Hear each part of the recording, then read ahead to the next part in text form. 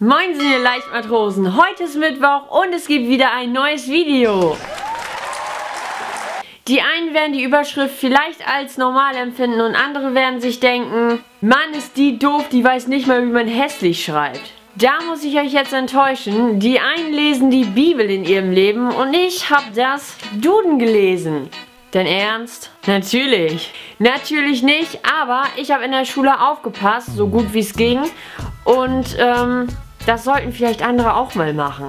Vor allem, wenn es um Rechtschreibung geht. Vor ein paar Wochen habe ich nämlich einen ziemlich blöden Kommentar unter einem meiner Videos entdeckt. Und zwar, Mann, bist du hässlich. Da bin ich erstmal vom Stuhl gefallen. Nicht, weil ich irgendwie zusammengebrochen bin und einen Heulkrampf bekommen habe, sondern vor Lachen. Also ich konnte echt nicht mehr. Und dann habe ich mir den Kommentar so angeguckt und dachte so, ja, löschst du den jetzt oder lässt du den da so stehen, wie er da steht? Und nach langem Hin und Her überlegen, habe ich das dann doch gelöscht, weil ich sowas eigentlich nicht so gern unter meinen Videos stehen haben will. Im Nachhinein habe ich schon wieder bereut, weil die Person, also falls du das Video jetzt siehst, ne, hallo, ich rede gerade über deinen Kommentar.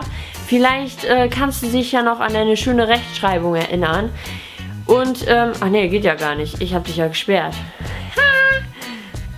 Und normalerweise müsste derjenige Danke schreiben, weil ich habe es ja gelöscht.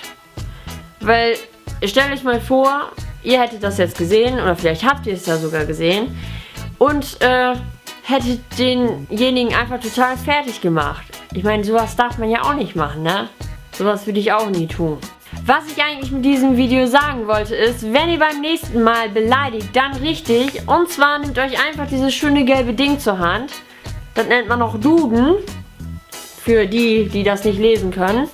Zu Risiken und Nebenwirkungen fragen Sie den Arzt oder Bibliothekar. Achtung, der Duden kann Spuren von Buchstaben enthalten. Weißt du Bescheid, ne? So, das war's auch schon wieder von mir. Ich hoffe, euch hat mein Video gefallen. Wenn ja, dann gebt mir doch einfach einen Daumen nach oben. Und wenn ihr mich noch nicht abonniert habt, dürft ihr das natürlich auch tun. Das alles ist kostenlos. Und hier oben kommt ihr jetzt zum Platten-Samstag. Für alle Leute, die Plattdeutsch sprechen können. Am Samstag kommt auch wieder ein neues Video. Ein neuer Platter Samstag. Und hier unten kommt ihr jetzt zum vierten Vlog, glaube ich. Ja, egal. Ihr seht, was da unten drin ist. Ich sag tschüss und bis Samstag. Tschüss.